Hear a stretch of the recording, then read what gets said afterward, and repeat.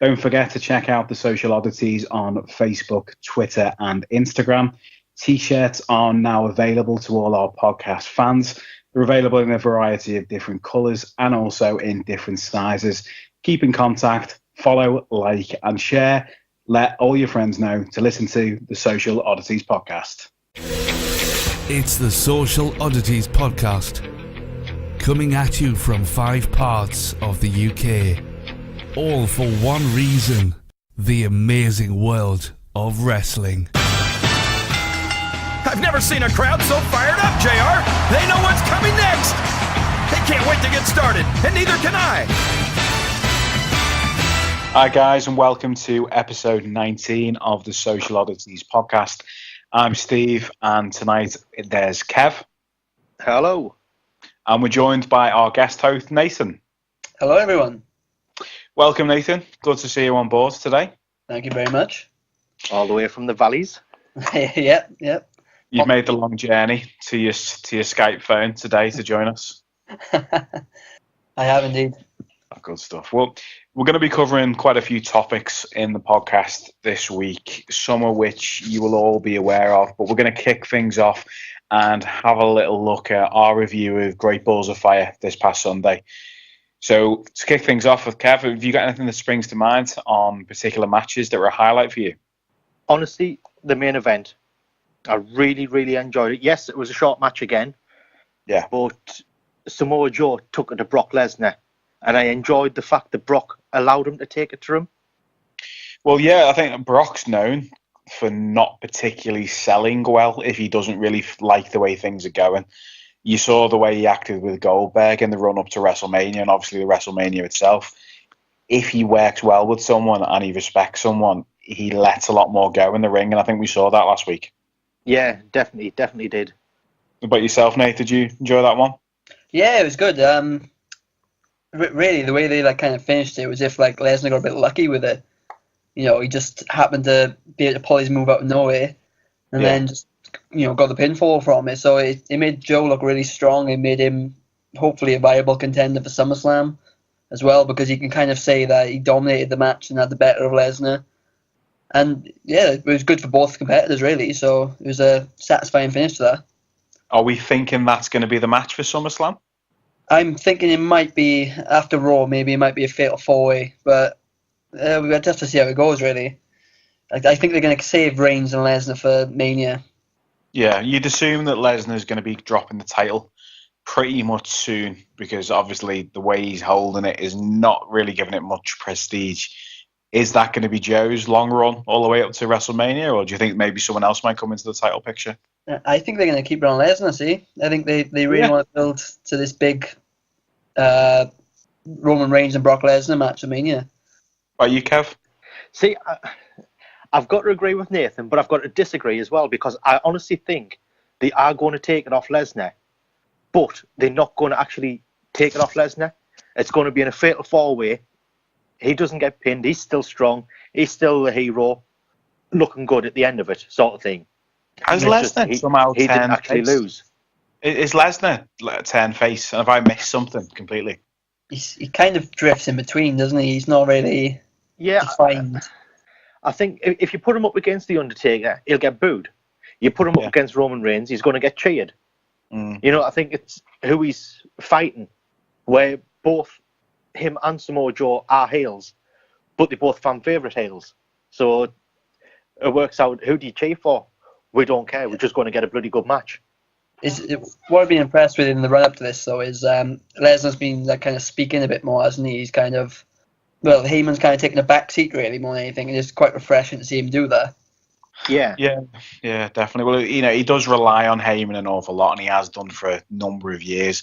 Obviously, because Heyman's such a fantastic talker, WWE aren't soft. They'll know exactly what works and what people like at the live events and stuff like that. But it certainly adds a little bit more mystique when Brock actually does speak, 100%. Yeah. But say that then, obviously you're mentioning that. Is it also just dependent on who he's actually facing for the run-up to things? I mean, Joe can cut a promo on a promo and sell it, Lesnar can't really, but Joe can keep Lesnar going by giving him the ammunition to feed back. Where Raw, Monday night, his simple answer to Roman Reigns was, "You don't deserve shit." You know, that's a Brock Lesnar answer. Sorry? Do you think Joe can do anything other than be the monster heel? Do you see him being able to do other roles, which is probably going to dictate if he's going to be able to have a main event run for a long period of time? No, I honestly don't think he can do anything other than appear, put bums on seats, and fuck off again. Yeah. No, I watched him, a fair bit when he was in TNA. I didn't really catch his stuff in Ring of Honor, but I know him, CM Punk, and Daniel Bryan at different times were really big stars in Ring of Honor. And knowing that he'd gone into that TNA environment where you had a lot of good talent, you had Sting still floating about, Angle was there, you had Hulk Hogan coming in and out doing all the nostalgia stuff. But he, again, even when he was the face, he was a quiet face. I can't remember being involved in too many, big wordy storylines or anything other than being the kind of unstoppable force, if you will, or, the strong style type character. It just works for him, though, doesn't it? I don't think he needs to change his character, whether he's a face or a heel. He's just there to beat people up, basically. Yeah, exactly. And that's why him and Joe work really well together. Yeah. It worked quite well. I was surprised, to be honest, because with Joe on NXT, just prior to him joining the main roster, we had that ongoing feud with Nakamura. And considering Nakamura, we probably talked about this on the podcast before, he does, obviously English is not his mother tongue, so he's not a fantastic speaker. Joe doesn't speak too much, but they somehow managed to pull off multiple title changes, both becoming two-time NXT champions, and still managed to sell a story without really saying anything, which I thought was quite impressive. But that's the thing with them, they saw the story in the ring. I mean, I can remember watching Nakamura's debut, and I will admit that's the first time I actually seen him. It would have been NXT TakeOver Dallas, I think. Yeah. With Sami Zayn. Yeah. And that was like, there was no need to talk. It was like, this was just pure wrestling. This was just, it wasn't sports entertainment. This was just pure wrestling. I think that was his debut, wasn't it? Wasn't that his debut on NXT? Yeah, I remember seeing. You hear the buzz about him. I hadn't really seen too much of him, I'll be honest, but the way the fans took to him as well, it really added to that, and it was one of the matches of the year. I think it was been voted a few times in different magazines. No, 100%. Well, just going back onto the match, then the Great Balls of Fire. We talked a little bit there about Samoa Joe, Brock Lesnar, about the title maybe going into SummerSlam, and I mentioned a comment before about, do we see anyone else coming into the title picture? Let's just take a couple of minutes and see, what do you guys think? Is there anyone viable to come into that sort of match structure who might be able to turn things around or be the talking focal point to stop them talking? They can be the forces. Get someone in who's a talker. Do you know who I would like to see? The Miz. Well, The Miz, yeah. Obviously, I'm not a big fan of him in the ring, but entertainment value at the minute is so up there. The Miz can cut a promo like hardly anyone else can, 100%. Exactly, bring him into it, yes. Obviously, he's not going to win the title because where's this little dude going to beat Samoa Joe and Brock Lesnar and Roman Reigns, Yeah. But put him in there, let him talk his shit. He's just, I don't know, again, for promo-wise, he's second to none. I don't think this match, if it's going to be a fatal four-way, then needs much talking or much building up, if you get what I mean. If you're going to put, people like Roman Reigns and Braun Strowman in there with them as well, then it's just going to kind of sell itself. It's just four big guys all going after the title, and it doesn't really need much build up to that, because it's going to be the main show on Raw. They're going to have them all attacking each other and stuff, so I don't think it needs... Do we see one of them maybe going over to SmackDown at some point? Because what I'm concerned of is you've got three very similar characters, if you will, on Raw, in Strowman, Lesnar and Joe. Whereas on SmackDown, you haven't got that same dominance. Do you think maybe one of them might make way sooner rather than later? Well, I can't see him really trading superstars until after WrestleMania next year now. But maybe next year I think they'd have to change one of them about. If they really wanted to, they've got Corbin on SmackDown who can play that kind of role. They've got Kevin Owens if they ever decide to bring his prize fighter gimmick back. So they got the potential to have those kind of superstars on SmackDown, but maybe that's just not what the creative is looking for. Well, we don't really know what the creative's ever looking for, do we? We all know about that one. I don't think they know until the day of the show. It reminds me of that South Park episode, I don't know if you've ever seen it, guys, where the South Park gang go and try and stop The Simpsons being made. Oh no, Family Guy being made. I've seen that one. And it's sea manatees who are picking all the storylines and putting up balls into a pond. That's how I imagine the WWE creative room. You can't be far off. I was going to say the strangest thing is I don't think you're going to be far off with some of the ideas what they've come up with. No, it is like Family Guy, some of the things that they do, but we digress. Now, another one of the main matches on that particular card, which I did enjoy, but I was less happy with the outcome, was the Hardy Boys versus Sheamus and Cesaro. What were your guys' thoughts about that? Oh, I thought it was a great match. I'm a massive advocate of tag team wrestling, and they started things off fast with the quick fall. I think it was inside 10 seconds, was it? Yeah. And that was really good. I agree. That was a really good start to the match. Yeah, it's just a good distraction kind of thing, and then that was it. And he hits the bro kick and got a 3 count. So yeah, they kept it entertaining. It was a 30-minute match that seemed to, in a way, not last long enough because they just kept it was a good brawl, and the falls maybe didn't go the way you expected it with them going 3-1 down at one point. Yeah. And then they clawed it back to 3-all, and then it was literally, 25 seconds, 30 seconds left, and they got it to 4-3. And then he just about didn't get the pinfall at the end. So it was a really exciting match, and I'm kind of glad Cesaro and Sheamus won it because I think they're on a good roll right now. Yeah. The only bad thing about it is there's not that many great face tag teams on Raw right now. I can only really think of the Hardys. So yeah, it's a fair point. I don't really know what's next for Sheamus and Cesaro because it seems like maybe the Hardys are going on to something else. They've lost 2 of their rematches in a row now. So yeah, I don't know where they go with the tag team division from there. It's a tough one. Because we were very lucky to see the Hardy Boys come back at WrestleMania. I think it was a moment everyone was really looking forward to, even if we weren't entirely sure it was going to happen. The pop alone was fantastic, worth being there. But on the flip side, are they going to job for people? Because I really hope they haven't been brought back to put people over, because they've got so much to add on the main roster still. It's not like when the Dudley Boys came back where their sole role was to make other tag teams look better. The Hardy Boys are not in that level as far as I'm concerned. I don't know what you guys think on that. I honestly think they have been brought back to bring the tag teams on, but not so much put them over. Again, what do you mean, raise the game or something? Yeah, like the Brock Lesnar and Samoa Joe match, make them look good, but without actually winning. To be honest, I think they both brought back to be single wrestlers. I think WWE see money in them for now as a tag team. Maybe they didn't have many ideas for them. But I was reading something the other day that said when Jeff was WWE champion, he was something like the second biggest merchandise seller in the company behind John Cena. And that was still when guys like CM Punk were there, when Shawn Michaels was there, DX were formed.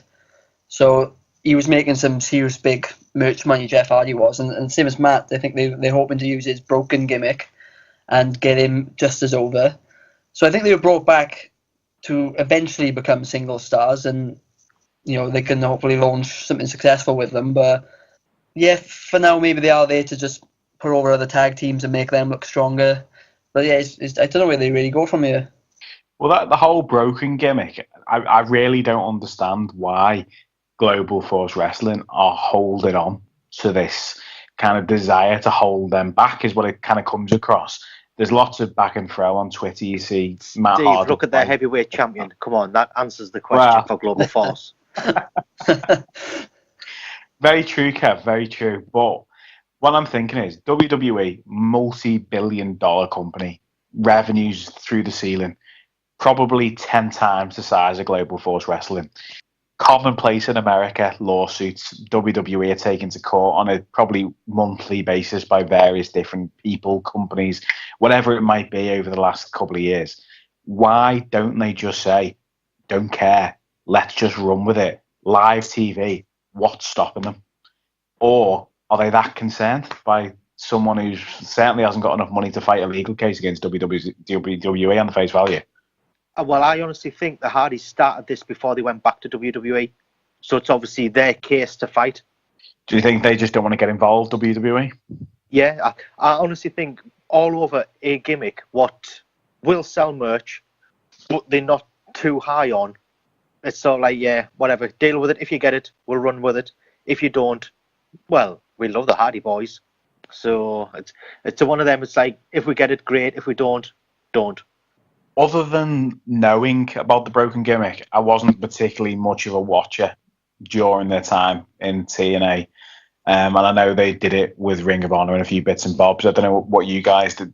Was it much of a PG angle that they were coming at, or would it not really show for the WWE audience? It wasn't WWE audience. Well, it was if it was Attitude Era. Right, okay. So maybe that could also be one of the reasons why WWE aren't too keen to get involved with it.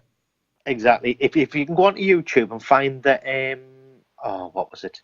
In the Hardy compound, where Matt fought Jeff, and there was all sorts of things like that, and they were chucking petrol supposedly at each other, setting each other on fire and things like that. It's like, that's way back in the Attitude Era. That ain't going to go on WWE TV now. No. So Vince isn't too keen on it. Saying that, we have just seen, which we'll talk about in a minute, another match where somebody supposedly nearly killed someone inside an ambulance. Are we edging a little bit closer to that? I really don't know. It's a hard one. I mean, is it not just, if you notice, it's after a certain time they happen. Yeah. There's nothing like that on Raw. Watershed or something. Yeah, after any time anything like that's on Raw, it's always in pretty much the final hour. Yeah. So it's sort of, we'll give it a little run. But then this goes back to the whole thing of, I want the Attitude Era kind of wrestling back. I love that. I love the Stone Cold Steve Austin drinking his beer, shouting, "You silly son of a bitch," and things like that. Oh, yeah. I think that's what we all kind of grew up in, that sort of era, and then going into, the ruthless aggression era, what they call it, and things like that. That's when I lost interest, the ruthless aggression. That wasn't your cup of tea? No, the ruthless aggression, I lost interest. And the PG era, I started to get more and more back into it. Yeah. See, what surprised me about that ambulance spot the most then was when they showed Braun coming out of there, he was covered in blood. And he had blood all over his face, blood all over his arms and stuff. And like, when WWE have done big spots in the past couple of years, they still haven't like had them bleeding or anything. They've just like been shown, really beat up and really on the floor. So to have him actually covered in blood, he wasn't just a little bit. It was down his face, it was down his arms and everything. You could be seeing a bit more of an edgier product coming back. Do you know what I'm thinking? And this is perhaps some of the things that I've been reading on the internet. With regards to, you talking about the blood and the edgier content, are we seeing the move away from TV, going onto their own network, which is funded solely by them, through advertisers that they can pick and choose and do whatever they need to do with, and obviously subscribers? Do you think this could be the beginning of the end of the PG era because they don't have to bow down to TV policies? Well, that's the thing. On their own network, they can kind of get away with what they want. They have like their own age rating at the start of the programs, and it doesn't have to adhere to a PG rating because they're not after advertisements as such on their own network. But yeah, I think on TV we'll still see the same kind of product because like they do quite big money for USA now, and obviously USA want to keep the kind of advertisements they got. They've got like the toy deals and stuff as well, so they need to keep it a bit lighter on TV. But I think on their own network they can kind of do anything they want, really. That's why I kind of think, and I don't know what you guys, obviously by all means chip in a couple of minutes, but talking about the edgier product, we had maybe what must be 10 years ago now, ECW was rebranded and it was the Fair brand that was on WWE. that was a massively, massively different product that's out there now to Raw and SmackDown. It had so much stuff on there which would be fantastic and people really did enjoy. But saying that, didn't put the bums on seats. People weren't going to the live events. People were watching it. People were downloading bits. I assume they probably did back then, but they weren't putting bums on seats at live events, which is why it got scrapped. Does the live event audience make much of a difference, do you think, to the way they're looking at things? Yes, definitely. But that goes round the full circle now. Look at how empty Raw and SmackDown's been this week. You see them pictures and a good half of the stadium's been empty. But that's funded by big money deals. Raw and SmackDown is funded by the biggest TV company in Britain, Sky Sports, one of the big cable TV companies in America, USA Network. Yes, I think they're USA Network. It's funded by God knows what from the rest of Europe and the world. So if there's no bums on seats, who cares? If you've got this little pissy show on Sci-Fi Network, who's probably only paying them a few $1,000s a month for it, that's when you're going to struggle. And you don't want to rob Peter to pay Paul and then be out of pocket further round. I suppose the argument again, though, is you can cater for different sections of fans, but as Nathan said earlier, the roster's that big. Are there people being underutilized when maybe they could have an online-only or a network-only brand which would cater for different markets in their own company?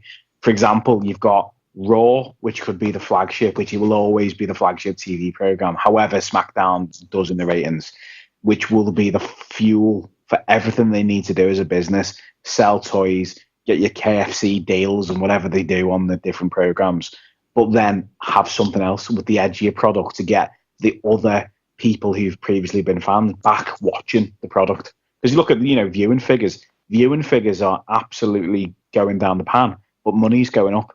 Why is that? I don't think people really watch TV in conventional ways these days. So they don't really sit down, turn the TV on and just watch wrestling, and they download it, they illegally stream it or whatnot. So that's why I think ratings are not as important as they used to be. And that's the thing now, though. Everyone, well, not everyone, but most people's got Sky Plus. You set it to record, you don't sit down and watch it live. I mean, in America, is it TiVo what they've got? Yeah. I mean, they'll record it, watch it 15 minutes later, and fast forward the adverts. But a lot of the time, I mean, and I'm guilty of this myself, I'll fast forward an advert, and it's halfway through a match, and I'll just carry on fast forwarding it till towards the end of the match, because I've actually had to stop watching that match. It's fitting the time now as well. As you get older, and I'm sure a lot of people who probably listen to the podcast will be different ages from 18 onwards up to 50s, whatever it could be. But you're looking at the time that you have to devote to wrestling. It's not just nowadays watching Raw, SmackDown, watching 205 Live, watching NXT. Each all has weekly programs. You've got your specials, you've got your pay-per-views, you've got your pre-shows, every single pay-per-view that adds an extra half an hour onto it. You've got your other promotions, USA in the UK as well. Where do you draw a line as a fan? And obviously having other parts of your life that you've got to do as well, I guess, if you look at it that way. When you're actually cancelling major parts of your life to sit and watch wrestling. Yeah, that's true, yeah. I'm sure a lot of people probably sympathise with that, because you're cutting back on doing things that you probably would do just because you don't want to fall behind on the product, because you're that engrossed in the story. Yeah, exactly. I mean, like I say, I record Raw and SmackDown every week without fail. I fast forward most of it. I mean, I admit I watched Monday Night Raw. I think out of the whole 3-hour show, I've maybe watched an hour of it. Yeah. The rest of it was fast forwarding.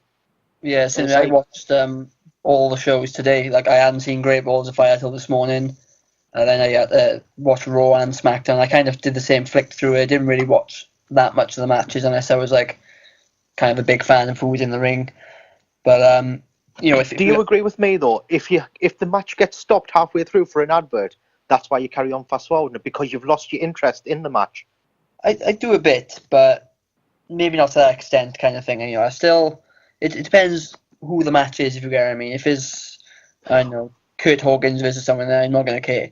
But if Seth Rollins or whatever, then I'm into the match, so I'm going to keep on watching it. But then, to go back to what you said about the amount of content they've got, if you really add up all this week's content, just in WWE alone, that's like 11 hours worth. 3 hours for the pay-per-view, 3 hours for Raw. It's 3 hours for SmackDown if you're going to watch the Talking Smack as well. And then you've got 205 Live and NXT.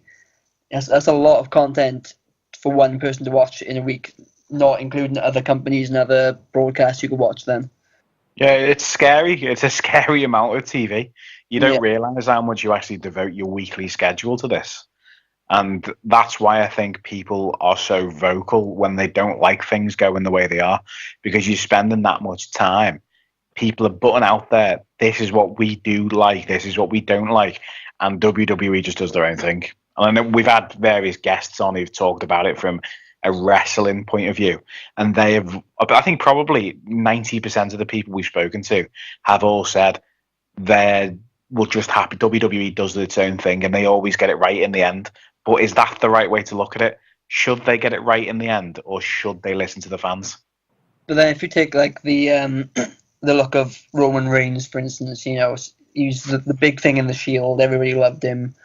Yeah. They split up, and it was clear he was going towards the title, while the other two were going to go and do their own thing. So people didn't want that then, and people still don't want it now. But at the end of the day, he's probably the top merch earner now. I'm assuming he's probably taking over Cena, or he might be just behind him. So to us lot who are big wrestling fans and maybe watch the product every week and are very interested in it, then we don't want him thrown everywhere. But to the casual fan, Roman Reigns is the guy. He's the face of the product. He's the one you want to buy a T-shirt of. If you just go on WWE's Facebook page, and there's a lot of hate comments for him, but there's also a lot of positives. So they know what they're doing in building stars. Look at John Cena, he's the same. He was a massive star when he first started. Then he started to become Super Cena and winning everything, and the fans turned on him. But he went to Raw, I think, in the end, wasn't he? He got used to that. He went to Raw, and he was still a big deal. Everybody still loved him there, but he won the title, and he just didn't stop, did he? I think he held the title for like a year, basically, and just beat everybody. And that's what happens, It's that kind of product these days where it's hard for WWE to make a superstar that's liked by everyone, especially with the heels being so popular these days. Everybody loves to cheer the heel, and I think it's just hard to make everybody happy, basically. But I'm going to be controversial here, though. So the on about like booing Roman Reigns getting the push, John Cena beating everyone in a year. What happens if they give it to Braun Strowman? He beats CM Punk's record. Is he being forced down our throats because he hasn't, in theory, worked his way up the ladder to the title shot? He's basically getting the Roman Reigns push of split from the Wyatts, got his chance, there you go. I'm not saying Strowman, I'm just using him as an example. I see what you mean, but like people like Strowman are getting getting pushed in the right way. He hasn't been in the title picture yet. He's just had this rivalry with Roman Reigns. And obviously, because Roman Reigns is such a controversial figure that a lot of people dislike, they get him behind Strowman. So there's a lot of people that, I've been very surprised by how good Strowman's been in the ring and how great his matches have been. So I think they're kind of getting people behind him in the right way. Does his matches not bore you, though? Because I struggle. I get the whole monster heel thing, and I get the whole I am bigger than the majority of people, and I'm going to go around smashing shit up. But how many more times do you have the same thing happening? Like, is he just going to be that for the next year or onwards? Because I think that's going to frustrate me more than anything. That's the point I'm trying to make. Give him the title. That's all he's going to do. How long before the fans start turning on him? Yeah. How long before it's like, we didn't want him as champion. We would rather have Roman. Yeah. Hold on, 6 months ago, you were screaming for Roman to be fucking locked up for trying to kill Strowman. Look at Big Show, someone like him. He's got a whole career. He's been face and heel so many times. He himself has said he doesn't even know what he is half the time when he goes out onto events. But he's had comedy angles. He's had love angles. He's had bits and bobs generally where he doesn't take himself too seriously. But I could never see Strowman doing that at all. I don't know why. Maybe he will change. But he was the same in the Wyatt family. So I honestly can't then see him developing into this character that people are going to universally like or be buying pay-per-views to watch him. Because for me, he's not a main event act. No, see, I think he can change. I think I've seen enough from him so far that he's decent on the mic. He's one of the better big men on the mic, really. You know, he's sold stories, he's sold matches, everything to me. So I can't see why he can't morph into that role in the future. Maybe become like a top face or something. You know, he's quite a fresh superstar, really. Isn't he? Although he was in the Wyatts, he didn't really speak much in the Wyatts. He was literally just there as the big guy. You know, he wasn't even that dominant in the Wyatts, really. No. So, he was just making other people knocking him out of the ring and stuff like that, wasn't he? To make them look a bit stronger. Yeah, so I think that's the thing with him. You can't imagine him as a face until you see him as a face.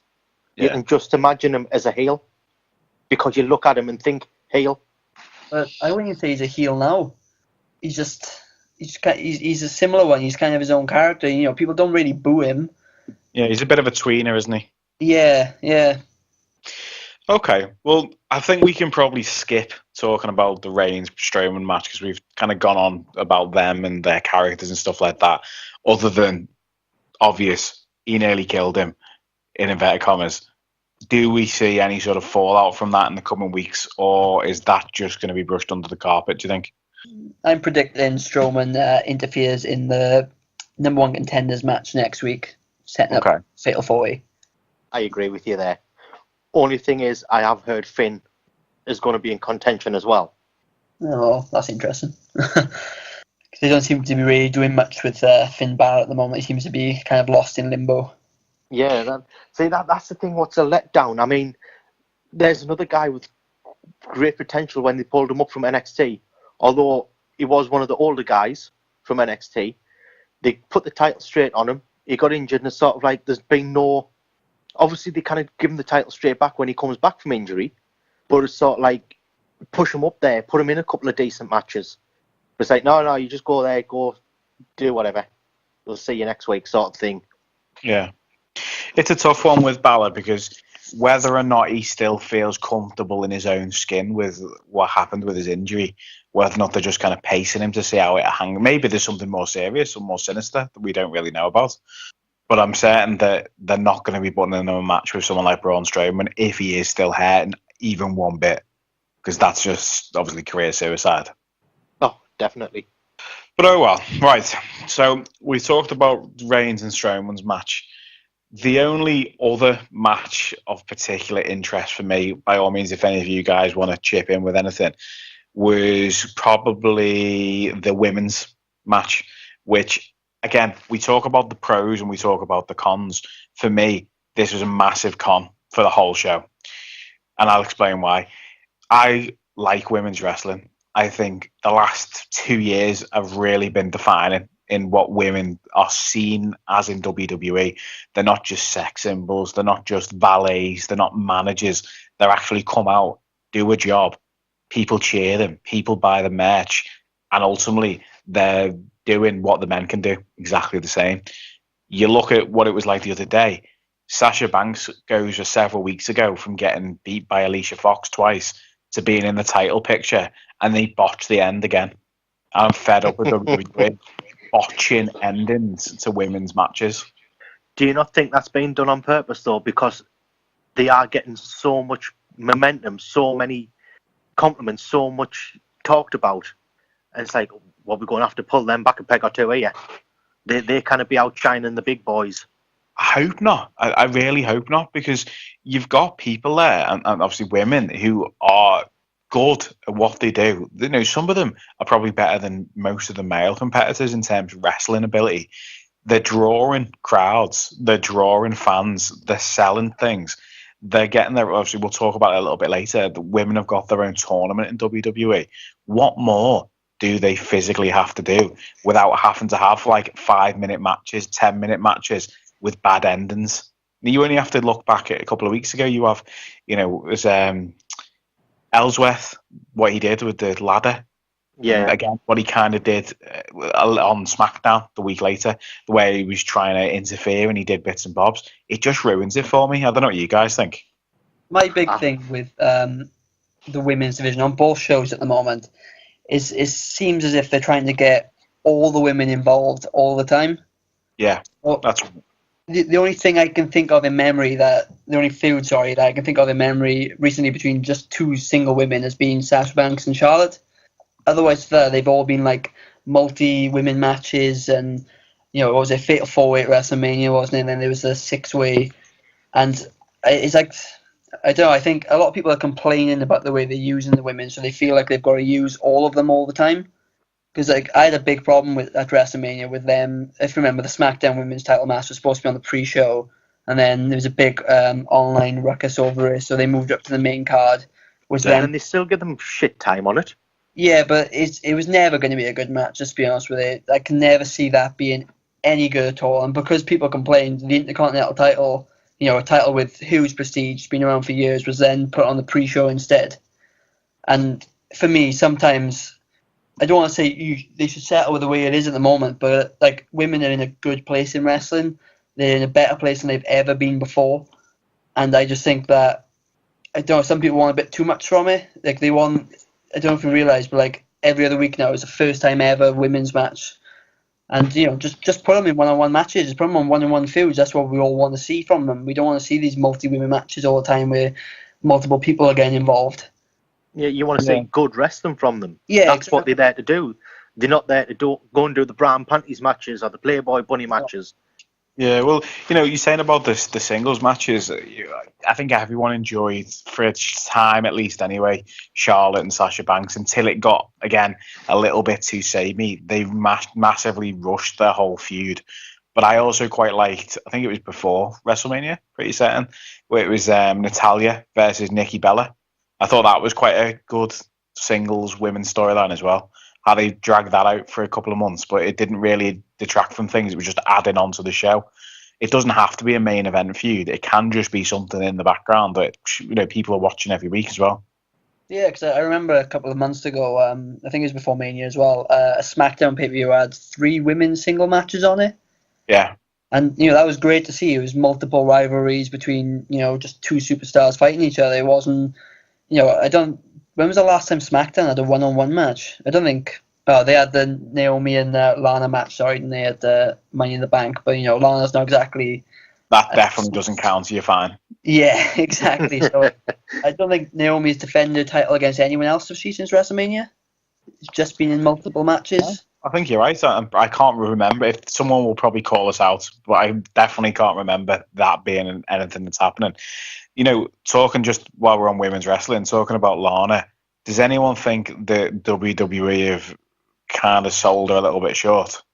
I feel that personally they've got her this new theme music. They've built up a character, which I'm not entirely sure what it is.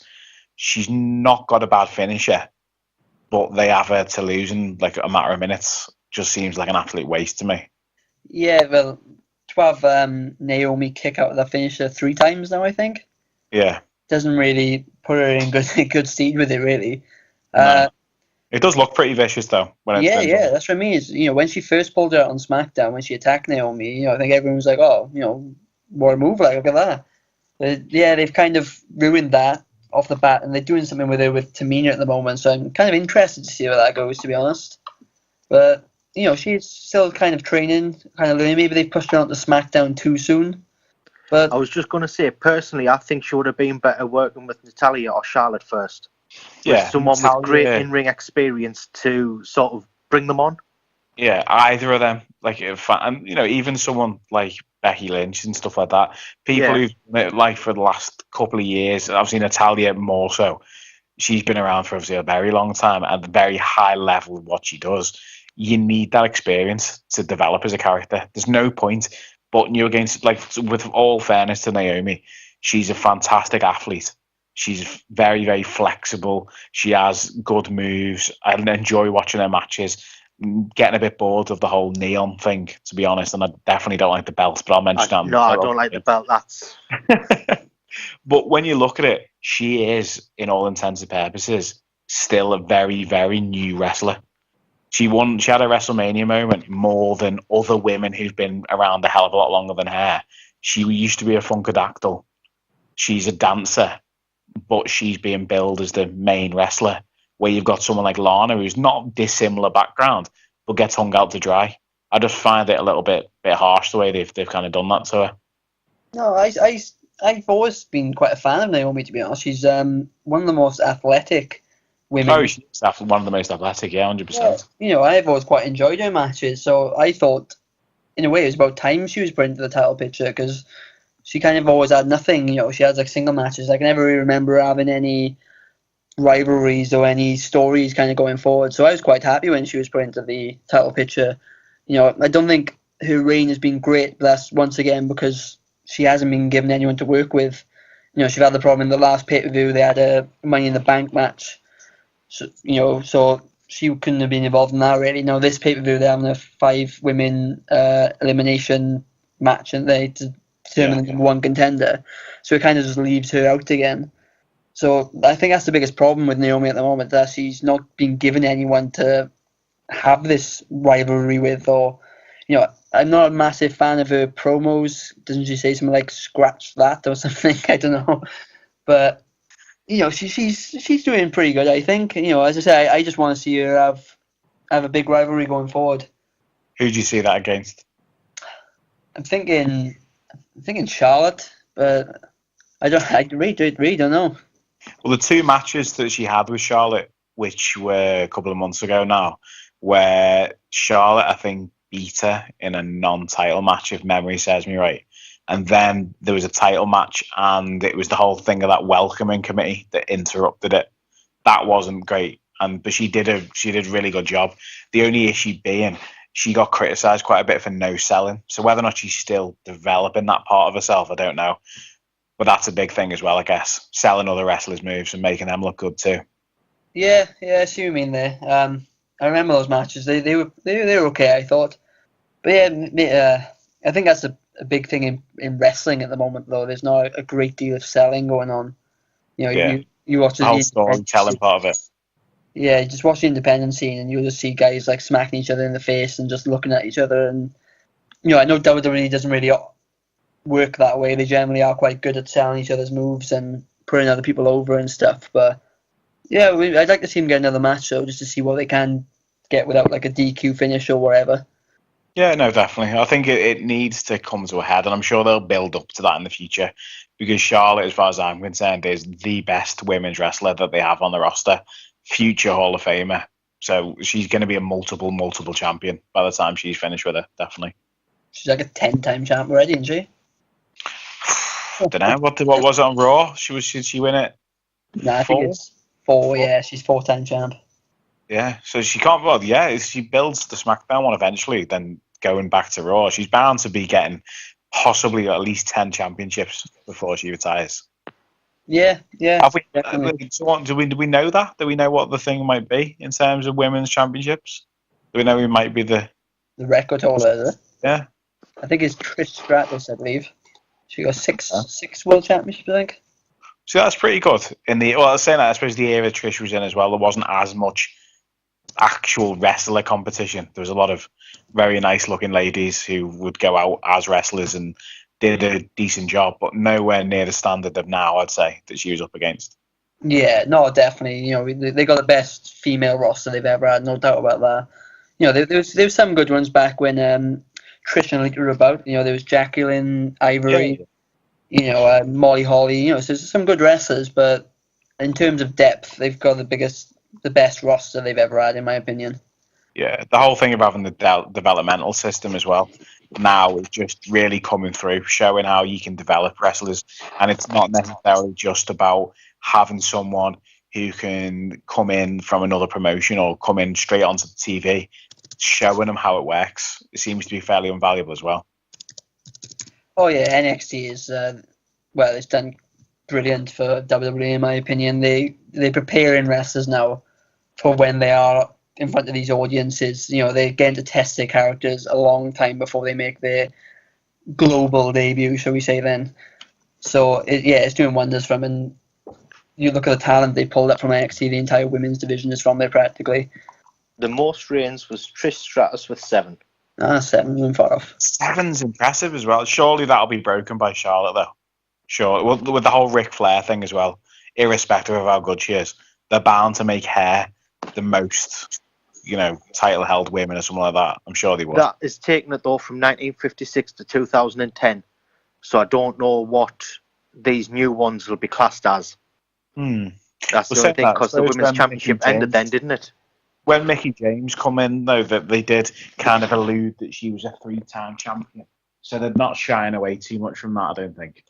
No, it's still the same championship, really, isn't it? Yeah. Just different colours. Yeah.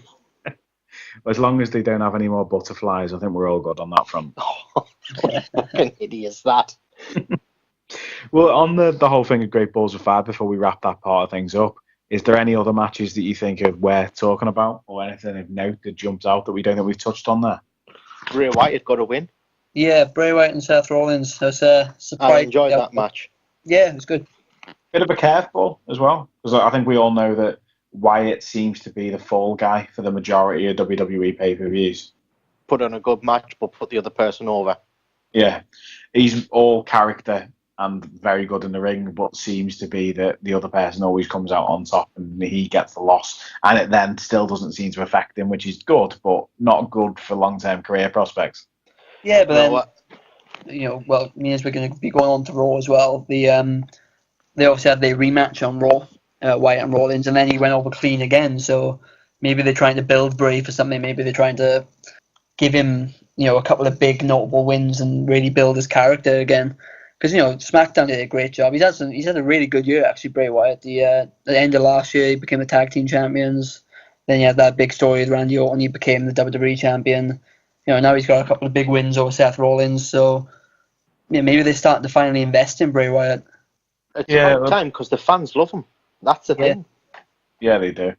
He's massively over, massively. There's not many people who can lose that consistently on pay-per-views. And I bet you if you look at his pay-per-view record, it'll be shocking. Because I can't remember that many pay-per-views where he's actually gone on to win clean. If you hold on, I've got it on my phone somewhere. I'm sure I was talking about it in the WhatsApp group the other day. No. Apparently, from what I can see, he's won 21 of his pay-per-view matches and lost 16. See, that's not as bad as I thought. Maybe he just kind of slips through the net or something. Yeah, and I'm assuming a lot of those wins he had were with the Wyatt family at the start. Yeah, that's true. Because, I think we were all pretty impressed with how he managed to win the title. It was at Elimination Chamber, wasn't it, where he won? Yeah, and I thought, oh, wow, this is really going to be like his time now. And then it was really amounted to nothing. And that was quite disappointing. Yeah, I've got to tell you the career wins. Right, his career win is 182.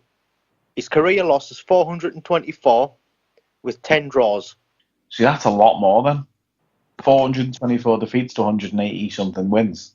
Mm-hmm. Yeah, I suppose that probably the losses probably count DQs as well, which obviously a lot of Wyatt family interference and stuff will obviously count as that. But he does lose far too many matches for how old he is.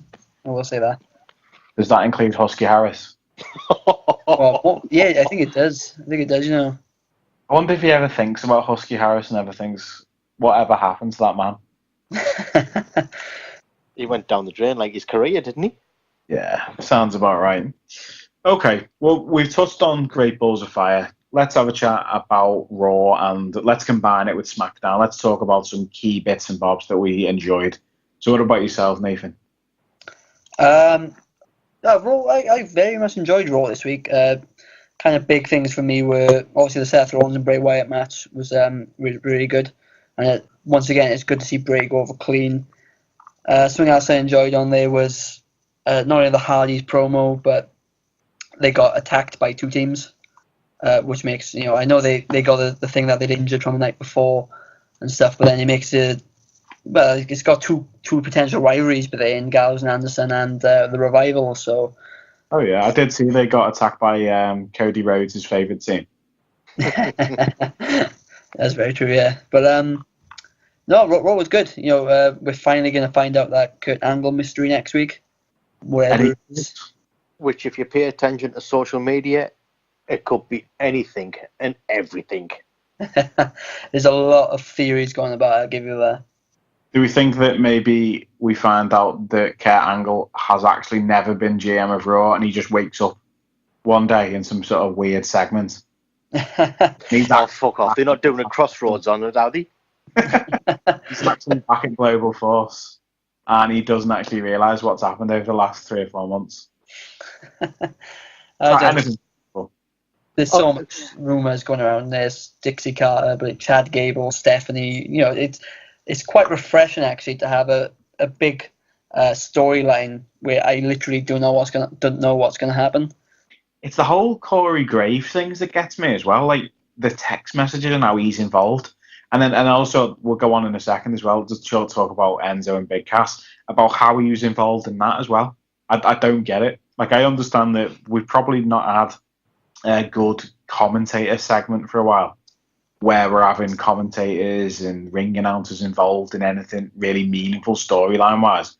Is that developing into something, do you think? Because obviously he used to be a wrestler prior to his injuries. Do you think he might have been cleared to take a few bumps in the ring, or...? I don't think so. I don't think he'll... I was going to say, was his not concussion? Yeah. So obviously it was that's it. It's a no-go. So no one's allowed to touch him then on the whole program? Yeah, basically like Daniel Bryan.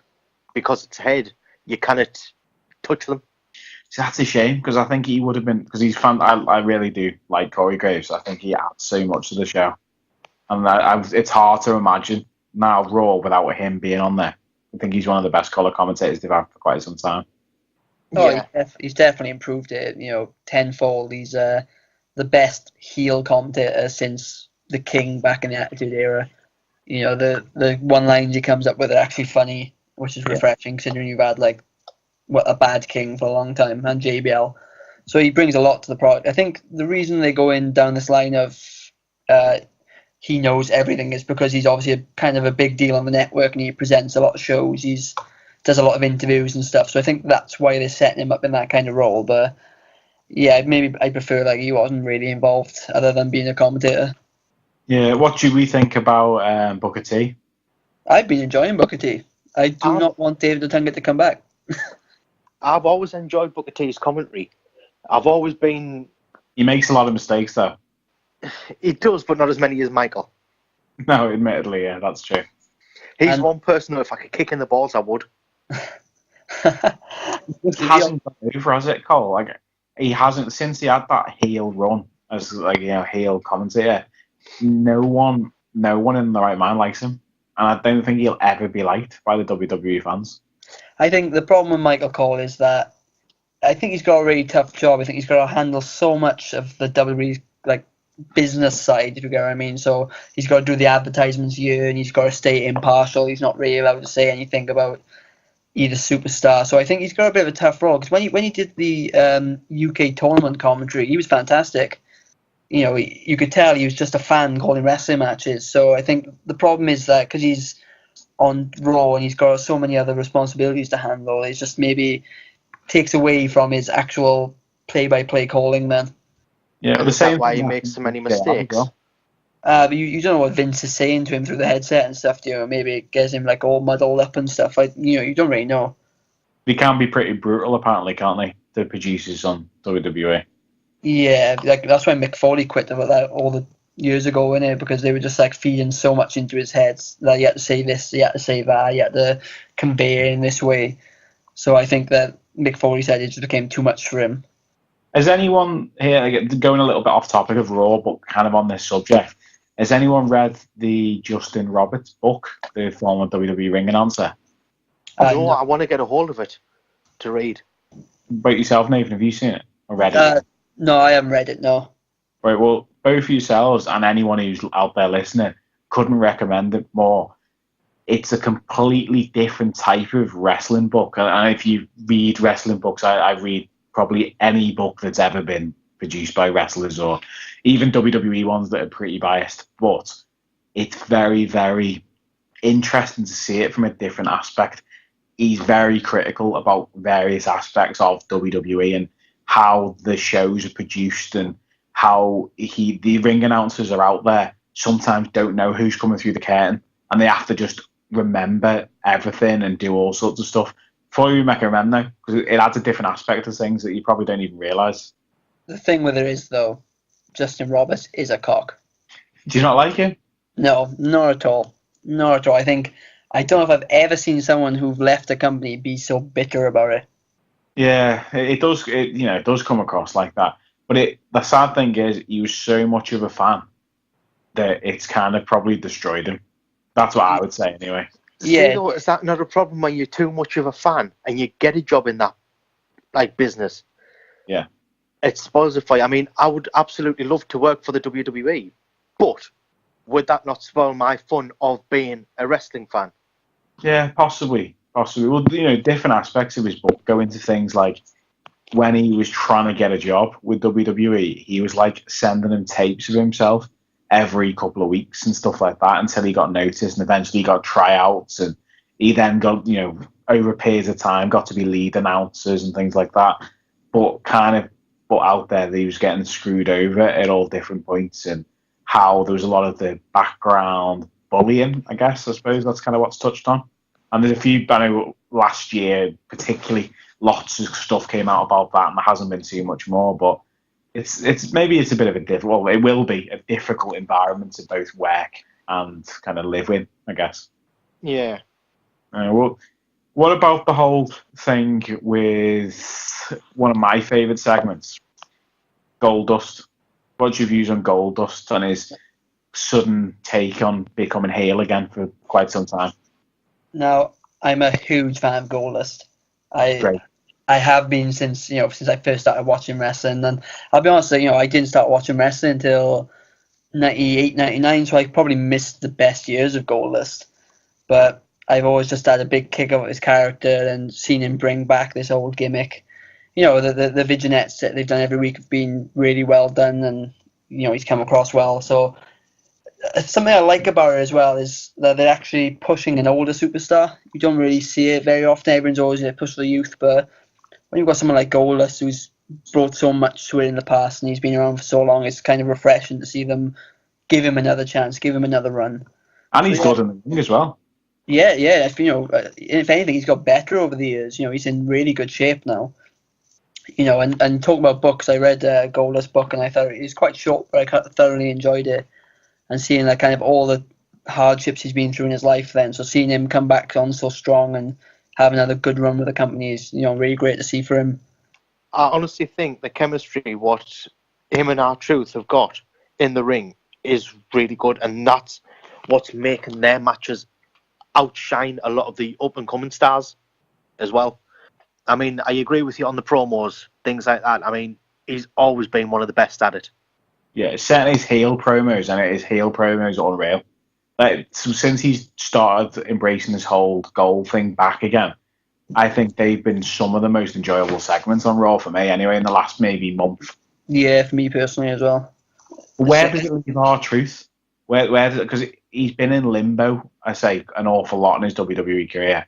We're looking at someone who's been involved in lots and lots of different storylines, wrestled probably everyone there is to wrestle at some point. Where's he go from here? Does he really need to go anywhere? So he can put people over, he can help train the younger ones. He's that kind of wrestler. And he can also go out and put on a good match when he needs to. Yeah, no, it's a fair comment. I think the only thing you've got is that when you're looking, and we've touched upon this, WWE looking at their cost cutting, is he the type of wrestler who maybe falls into that category of, do we need someone like that and paying their wages over maybe some of the up and coming younger ones that are looking to bleed in, see the TV shows? Unfortunately, yes. No, I'd say no. I'd say he's an established talent now. He's been there quite a long time since his second run, and I think maybe I wouldn't be surprised if he takes another roles in the company, maybe as a producer or something like that, or as an agent. So I don't see R-Truth getting released anytime soon. I've seen him make a couple of appearances on Total Divas, so you never know. There might be a role opening. Yeah, I don't. He's not one of the people I see basically ever getting released now, or not at least until he retires. I think he's been he's been good for WWE. He's always offered himself to the Tribute to the Troops tours as well, hasn't he? He's always been kind of a good company man, so I don't see him. I don't worry for R-Truth at all. Okay, well, how about, let's talk about probably the big topic which is going around WWE at the moment, and it's going to be quite a focal point probably in the storylines over the next couple of weeks and months. Enzo and Big Cass, where is that going? I think Enzo's done. I think the feud is over for him. He's moved on to the Big Show now. What does Enzo do? Is this damage to Enzo beyond repair? Well, something I read earlier, a rumour going around, is that he's heavily disliked backstage, is Enzo. Apparently, during the European tour, he got thrown off the bus by Roman Reigns. And physically thrown? What's that, sorry? Physically thrown? Well, small enough too. Yeah, I assume they just literally just said, just get off. Like, Roman Reigns is probably one of the locker room leaders these days. So, yeah, apparently Vince isn't very high in him. The only thing Vince likes seeing him do is get beat up. So, that could explain an awful lot then.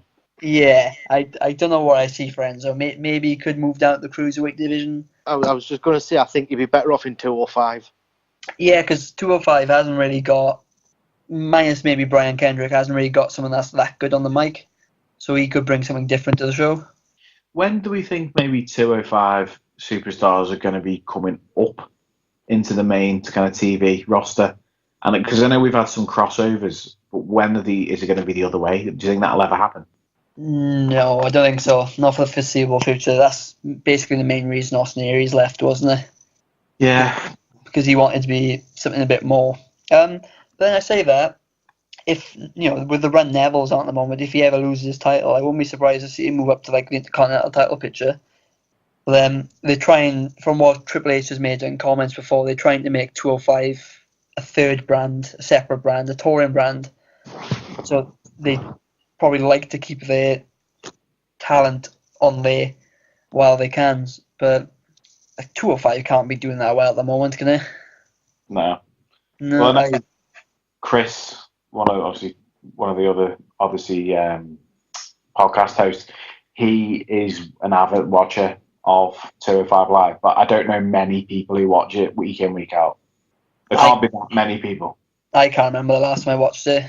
And, when I first started, I enjoyed it because, they're some of the best wrestlers that WWE has. But oh, yeah, some of the wrestling on it's fantastic. I think they've just tried to make it, I don't know, they're trying to give them stories, but the stories are just terrible. They're trying to make it like another WWE product, which I think 205 Live should just be, go out there, have awesome 15-minute matches, 20-minute matches, and prove what the cruiserweights can do. I think they tried to maybe sports entertain it too much, and it could just benefit from being just a pure wrestling show.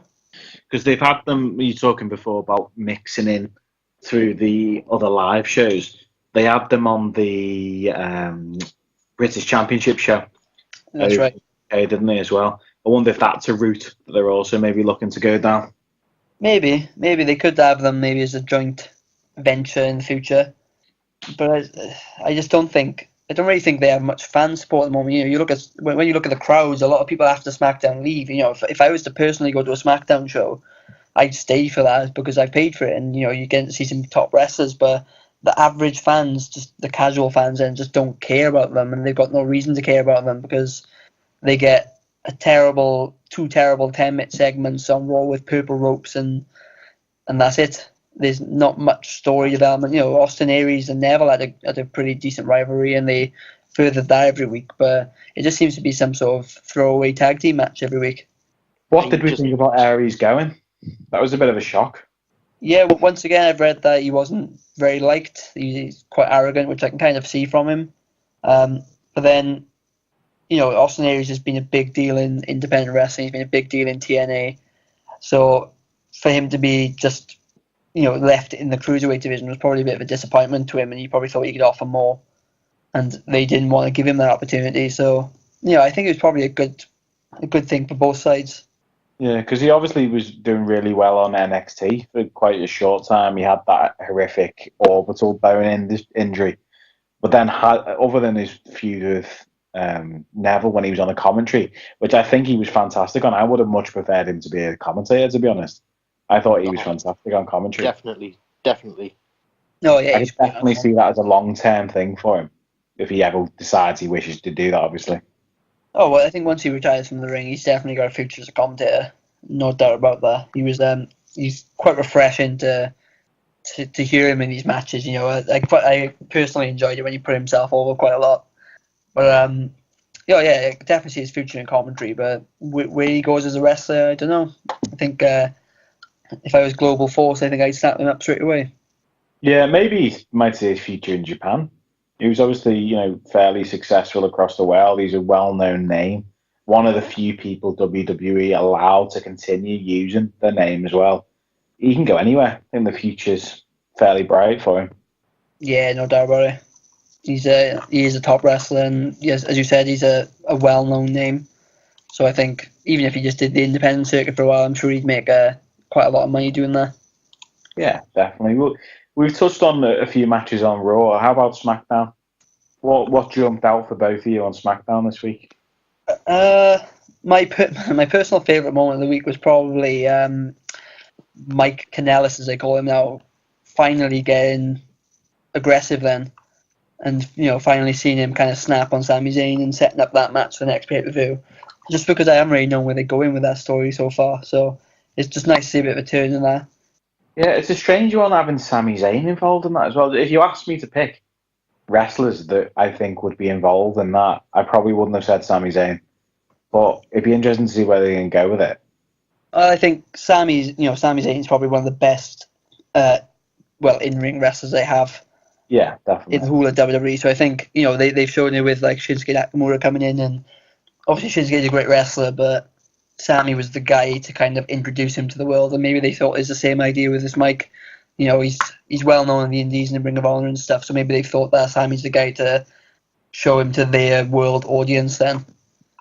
Yeah, I think he was very, very popular with Ring of Honor, and when I've watched him before, I've always been pretty impressed with his work. I was kind of surprised with the whole angle they brought them in on, though, to be honest. I can't really see that getting over too much. What about yourself? Yes, it's strange, isn't it? It's one of the more weird angles they've had in a while.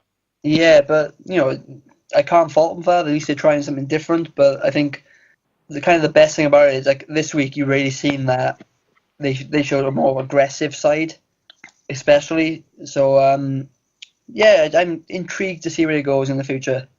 You a fan, Kev? I don't know. I really haven't a clue at the minute if I'm a fan or not. It hasn't sold us, but I want to give it time. Yeah. I don't want to just jump on and say, no, that's it, no good. Okay. Well, let's say we talked about before about Goldust. Now, my other favourite thing that's happening at the moment has got to be on SmackDown, which is the Fashion Files. I absolutely love. Yeah. I think every single episode of SmackDown is made better by their involvement, and I think they're doing a fantastic job. Yeah, I definitely agree with that. It's something I've always loved since I've been a WWE fan. Then I've always loved I'm a fan of the entertainment side of it as well. So it's been too long, in my opinion, since they've done like backstage segments and they've done like vignettes and they've done videos. So it's quite nice to see it coming back. And as you said, these Breezango ones they've been funny, they've been clever, and they're actually setting up for a story as well. They're not just there for no reason. So yeah, I think next week's one, I can't remember what the actual theme is, but the X-Files next week. So I'm already looking forward to Cowboys. Is it Cowboys this week? Yeah, something like that. I don't know what show they're the Rope of Truth. Yeah. Do you wear a bra? Yes.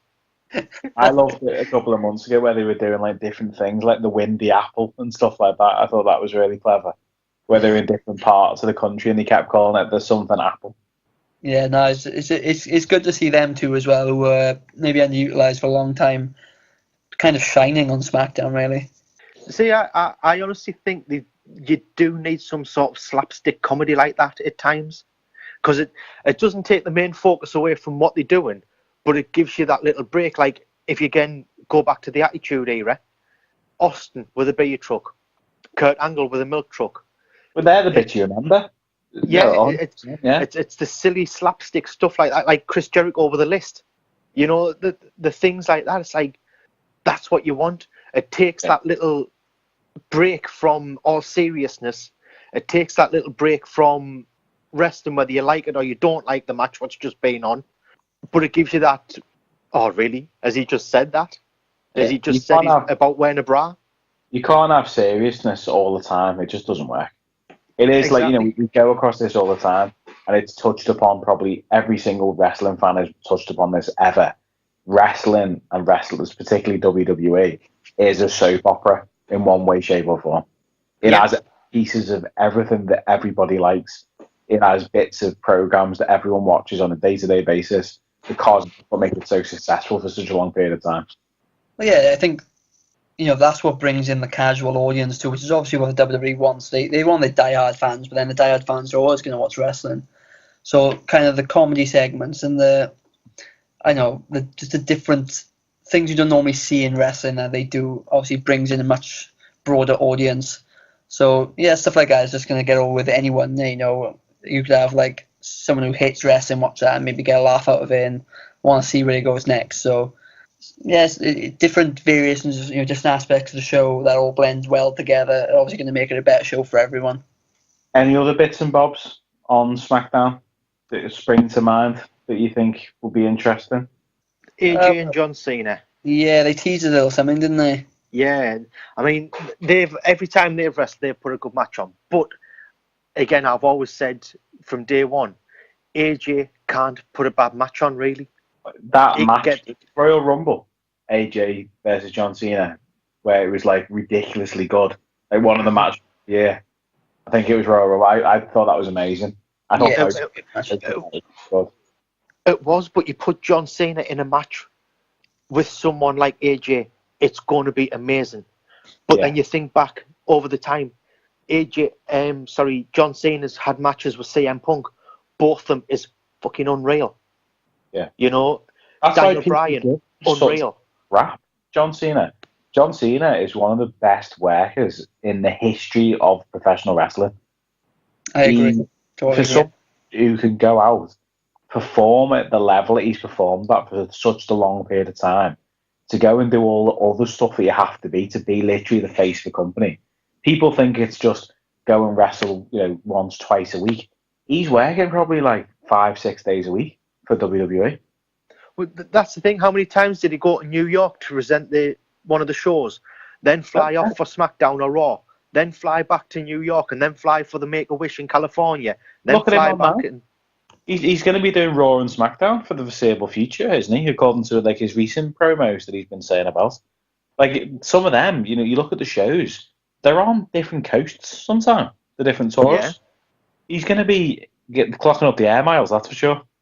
Oh yeah, I think Cena's probably one of the hardest workers they've ever had. The amount of stuff he does. I'd argue to say he works 7 days a week because every day he's not wrestling, he's doing a promotion somewhere, or he's doing a film, or he's always doing something for the company, which is probably why he's got so far with them. Obviously he was kind of selected as the guy, but he's taken that on his shoulder and carried it for a long, long time now, and he's definitely going to go down as one of the biggest wrestlers of all time. Yeah, and people, as I say before, people give him an awful lot of stick, i.e. fans. If you ask most wrestlers, I've seen so many interviews with wrestlers where they talk about who's your kind of favourite wrestler or who's the biggest star, other than your obvious, is like Ric Flair for what he did over such a long period of time. Even Ric Flair himself, I've seen him mention John Cena's name before, saying there's absolutely no way I would have been able to do the stuff that he does. And I'm, won all these championships, get all this accolade. But you've got John Cena granting thousands upon thousands of wishes for kids, as well as doing all this day-to-day stuff. It's very impressive. Oh, it is. It really is. I mean, much respect to the guy for it all. Yeah, long may it continue, eh? But then talking about AJ Styles and things, I mean, Herb asked the question, if the title is advertised for a pay-per-view, should we get a reason as to why it led to being moved to a live show? I'm not sure on that one. That's obviously going back to the AJ Styles and Kevin Owens Madison Square Garden title change. Very weird. We haven't really heard the last of that, I don't think, unless there's something that's not coming out, obviously. See, when I originally thought, oh, Kevin Owens just took a major knock here. Yeah. You know, and it's like AJ was literally next on the list. They've just pushed it to now because Owens knows he cannot do nothing. But then he's come on to SmackDown and wrestled. Yeah, I don't think it's anything that's gone on. They used to do it a few times back in the day, where they just change. Maybe as you said earlier with putting asses in seats, then maybe live event attendance, has gone down, and they're trying to push people to go back to there again, saying like anything can happen, title changes can happen. But see, that takes it to NXT when the title changed hands at a house show. Yeah, it's also not just any house show as well, I suppose. It is at the home of WWE. They were probably maybe looking to give that casual fan that bit of nostalgia to show the title change as well, if you look at it that way. Yeah, maybe. You know, as you said, it's not like a regular house show. It is Madison Square Garden, which they always make a big deal of. But I think the two things work together. I think it could be just because of the venue it was staged in, but I think it could also be surprising people. You know, telling people you never know where you're going to see it at a WWE show, whether it's a TV show, whether it's not. So I think it could have, like, maybe, as I said, maybe attendance is going down a bit and they're trying to boost it back up. But, you know, I was quite happy with the title change. I think I'm not really fussed on Kevin Owens' Face of America gimmick. So, yeah, I'm happy to see AJ as the US champion, maybe doing weekly open challenges again, because that was the best thing about John Cena's run with the championship. Yeah, I think AJ, if there's anyone who can pull that sort of stuff off, it's him. As Kev said earlier, he's a person's dream to wrestle. He can sell like there's no tomorrow. He can do moves on people that are only other people can dream of. And, he's just a fantastic all-round wrestler, isn't he? Yeah, well, that's the thing. You know, if he does do this open challenge, as he teased, this week, that's why the whole John Cena and AJ Styles thing happened in the first place. So, SmackDown's got a lot of great wrestlers he can go against. They've got Sami Zayn, they've got Ty Dillinger, Baron Corbin. They've got a wealth of great wrestlers that AJ Styles might not have wrestled before, and they can put on just like top matches with. No, definitely. Well, we've talked quite a lot in the last hour or so about WWE. I know Nathan will probably want to have a little chat about this as well. You were at the recent Progress Chapter 51 show in Birmingham. Sorry, weren't you, Nathan? I was indeed, yes. Do you want to tell the listeners a little bit about that, about your experience? Yeah, well, it's it was actually my first UK-based Progress show. I seen the one in Orlando, but obviously they never come to Wales. So it's the first time I travelled to Birmingham for it, and it was just fantastic from start to finish. It was great to meet up with everyone I've met before at these shows. You kind of become a bit of a family with people at these shows, and just the wrestling on show was great. There was a tag team match, the War Machine versus the London Riots, which absolutely blew me away. I mentioned earlier how much of a big tag team fan I am, but I've never seen any of these teams before. And if you haven't seen these teams before, they're four big men, really. Well, the one guy was kind of small, but they're all big men wrestlers, and some of the athleticism they pulled off and the sequences they pulled off was just absolutely outstanding. Was it better than the tag team match in Orlando? It was close. It was very, very close. That's how good it was. There was one point, this one guy who, he must weigh like 350 pounds, did a handspring back elbow, and I just could not, impressive. I couldn't believe what I was seeing. It was just, they were doing dives out of the ring, and this is my first time ever seeing War Machine. Then never really knew much about him, and well, they've got to find out on me now. See, it's such a strange scenario as well, because I don't know about yourself. So I've got Progress on demand, so I watch quite a lot of the bits and bobs that they put on there. And the people who were involved in that match were one of the tag teams, which was the London Riots. They were former Progress tag team champions. Now are on something of a losing streak, but every single match they're in, they're great. Yeah. And I don't know whether or not it's going somewhere. I assume it probably will do, because Progress, thankfully, is one of the few indie promotions in the UK who has a storyline, as opposed to just getting people in matches for the sake of putting matches on. But they're on something of a losing streak, which is a bit of a shame, because, as you say, both very good competitors. Yeah, I said, once again, like, I've never seen them wrestle before, I'm definitely going to be paying attention to them in the future because, when you see, without being the thing, when you see big men in the ring, you don't expect like a 5-star classic kind of match. Yeah. And they were just, from start to finish, it was a tornado tag team match as well, which made it even more exciting. But yeah, from start to finish, it was just absolutely fantastic. How did you find the Atlas Championship match? That was absolutely brutal. If those two men could breathe properly the next day, I'd be very surprised because all they did to each other was chop, chop, chop. And for those listeners, we're talking about Walter versus Matt Riddle for the Progress Atlas Championship. Yeah, and it was just such a hard-hitting match. They were just literally, they must have done about 30 chops on each other. Riddle was kicking Walter in the chest, and it was just brutal, absolutely brutal. At the end of the match, both their chests were just dark red. And once again, I've seen Riddle wrestle a few times now, but I've never seen Walter wrestle. But he seemed very popular with the Progress crowd. Yeah, and I've seen him wrestle once. I went to see a Progress show in Manchester, and it was Ring Camp versus, I think it was the Hunter brothers, and Walter really impressed me then as well. So it's obviously good to see that now Axel Dieter Jr. is gone into NXT, that he's able to do this on his own as well. Really got on. Well, no, I said that when he won, because he won the championship, when he won the crowd kind of erupted. Then they were all like really happy. Adam was absolutely thrilled. So once again, another big surprise to me. You look at that guy, you maybe not think he's going to be much, but he put on a great match. And yeah, how many times did This Is Progress for the German contingent go around? Was there many chants going on? No. That's Progress. No, it's just a regular Progress chants, really, kind of thing. But I can't really think of any other ones, to be honest. Any other matches that sprung out?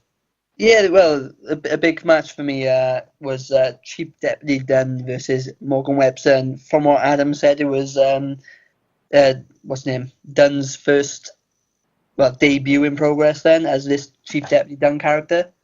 And if you're not familiar with it, it's Chief Deputy Dunn is the champion of Attack Pro Wrestling, and he's been on an awesome run at the moment where he allows absolutely no fun.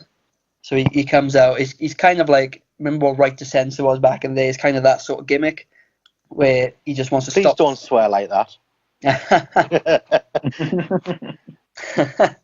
Yeah, I loved Right to Censor, they were great. Yeah, they were, yeah. That was a good... It shows that obviously something like that, then he must be pretty over to get in there straight away. I wasn't sure how well known this character was, and he had the loudest boo of the night, in my opinion. He came out, he was going to cut a promo in the ring, just basically saying to everyone have no fun, and they would not let him speak. They were booing him like mad, so the character is already really, really over. And, he's good in the ring, he's a decent wrestler, so they had a pretty decent match, but I think it could be really a kind of a platform for him to raise his game, to step up from, because it's just a really great character. It's so much fun. Chants go on if something good happens in the ring, all the fans chant that was fun and stuff like that. So and he reacts to it. Fans really get into it then. Yeah, it's a character you love to hate then. So I think he's got a bright future with the character. So what you mentioned his background with Attack, is he Welsh? No, he's English. He's billed as the brother of Pete Dunne. Okay. But he's not really, I don't think. But no, he's from Birmingham actually, I think. Okay. But yeah, he's done big things with Attack over the past year. So he's the current champion. He's always featured in the main stories. So he's a very good character. In Attack, he's actually got a bit of a stable, the Anti-Fun Police, where he has Travis Banks and the Hunter brothers along with him. So he's making a good go of it then. Yeah. So it says, in other promotions, he's always just wrestled under Damien Dunn. But I think this is the first time he's started to bring this character with him now, because he realised that he's got something that's really positive and really good for his career. And then the only other match on the card, obviously the main match on the card, the main event, was British Strong Style versus CCK and Travis Banks. And that was a great match from start to finish. British Strong Style, they always bring probably three of the best in British wrestling or in wrestling in general. Yeah. And then CCK, who, once again, watching Attack all the time. I've seen them come up, and they're probably, in my opinion, one of the best tag teams I've ever seen. Never seen them live. I'm gutted. The matches they put on, they've got so many like tag team moves, not just individuals. The moves they got as a team is just absolutely fantastic, and I think it's only up and up for them too. They lost the titles on this show, which was very surprising. Is it Lycos? Is that the name of the Kid Lycos? Yeah. Kid Lycos, yeah, the wolf. Yeah, it's kind of weird to see him actually, because in Attack they're heels. Okay. So everyone literally tells Lycos to fuck off all the time. That's the whole thing. He starts shouting something in the ring, and it's just fuck off, Lycos. So seeing them cheered and stuff is a bit different, but no, I think was the whole thing in Orlando, don't you think, with Tyler Bate? I could still never get my head around that. It was like smiling Tyler or waving Tyler. You had to cheer. Yeah, it's always that's the thing. That's the thing with these. Tyler is obviously face in every other promotion. Out of the three of them, he probably acts the least heelish anyway. Yeah, it doesn't come naturally to him, does it? No, I don't think. No, it's like he doesn't really know how to do it properly. Whereas for me, Trent Seven thrives being a heel. Yeah, Trent Seven's amazing heel, and Pete Dunne, he just needs to snarl at someone, and he's over. He's just natural, and with him coming down with the Progress title and throwing it on the floor and stamping on it, and just showing dismay for it while he proudly holds his UK Championship is just absolute brilliance, really. So yeah, overall it was a great show. I'm not going to the Manchester show next week. I've got tickets for the Ali Pali one, so I can't wait till the next Progress show. Oh, I was hoping you were going up. I was thinking about it. Costs are too much. Yeah, it's an expensive one. Are you in Ali Pali, Kev? No, I'm not at the Ali Pali. I'm going down to Manchester next week, though. Yeah, I missed both of them, unfortunately. But Adam will be at Ali Pali, Nathan, so you'll be able to catch it with him. Yeah, I really do fancy going to the Ali Pali, but it just depends on money. That's the thing. It's justifying it. The only thing I'm not keen on, and by all means, I'm sure it'll work out fantastically well, is the single tier element of what they're trying to do in the bigger venue. I love the fact that Progress usually target venues with balconies. I think it looks that whole sort of like bingo hall style, which they try and put across. But I don't like the fact that they're going to be like maybe 20 rows deep on a single level floor. I think it might affect how things are shown and obviously people's views and stuff like that. Because whatever you do, you get a room full of guys and girls, you're bound to get the odd few people who are going to be taking the mick and standing up and genuinely ruining your night. Yeah, it's interesting how they set up that venue. A lot of people are saying on the weekend, people have been to more Progress shows than me. As what you just said, they always go for kind of the smaller venues with balconies and good room for standing and stuff. So it's definitely going to be different. But, with the way British wrestling is going, they need to maybe be utilising these bigger venues. And yeah. What did you think about that? I don't know if you happened to see today. They've announced price rises for all their ticket categories. Did you see that? I did see that, yeah. They said only going to be small rises, though, didn't they? Yeah, it, by all means, it's not much. I think they did actually elaborate on what it was going to be. It's only maybe a ticket or something like that. I was going to say, I read it earlier, and the top price ticket's gone up a $5 for the front row. Yeah. It's like for the product. Consumer things, yeah. 100%. Well, that's the thing. For the product, what you're getting, $5 is nothing. And they've cut all the ticket fees off as well, haven't they? So you don't get charged any booking fee or anything like that. Oh, that was only 50 pence anyway, wasn't it? Oh, was it? But I think they've just gone away with it completely. As a company, I think we can all agree they put on, number one, great show. They sell fantastic merchandise, and they sell themselves in a great way. It's took off like a rocket completely. We showed like we saw in Orlando. And now they've got New York, and they've already sold out Boston as well. It is impressive. Yeah, there's big things in line for that company. But from what I've heard, he's not really that interested in, taking it to new heights. Then he's just kind of happy, just keeping it kind of a small show for fans, basically. Do you think they'll be able to keep that? Well, you don't know. If there's rumours of the WWE being involved in, broadcasting it on the network and stuff, if they come to fruition, then I don't know. Maybe they might have no other choice but to go a bit bigger. Yeah, because we've talked about this before as well. But is there a point? Because we haven't heard your views on this, Nate. That is there a point of saturation point in British wrestling? Wrestling as a whole, as we all know, has peaks and troughs. Happens, and it's always happened probably for the last 30, 40 years in wrestling. British wrestling maybe 10 years ago was on its complete backside. It was going nowhere. There was promotions folding. There was wrestlers out of work doing not much. Are we going to reach a point where this massive amount of talent is going to be wasted because the bottom's going to fall out of the market? Yeah, it's possible, especially with I think because of such the rise in British wrestling, obviously a lot more people are trying to get into wrestling. They try to become wrestlers. So, you're seeing this pool of what you said. We had one big UK wrestler in like William Regal, and then we had like Wade Barrett come around, and then the other ones were not really known. Trent Seven's been around a long time, and only the last few years of his name really And there's probably been a lot more, in the grand scheme of things. But if you're looking at people who know them, and things like that, and people who've been around the block and gone to Japan, gone to America, do different promotions there. There's not many that are well known. There's a couple went to TNA and stuff like that, but nothing like it is now. Oh no, exactly. I think the kind of the rise of Progress and of ICW has really helped with that.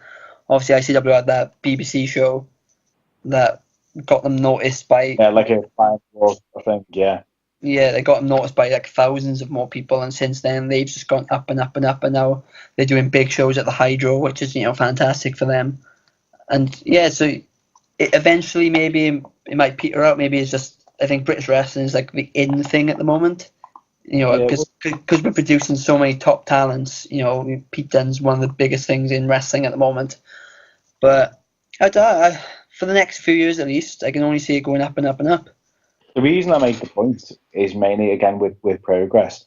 You've got Ali Pali as a venue because people are crying out for them to do something a bit bigger, bit different, less competition for tickets, and it still hasn't sold out.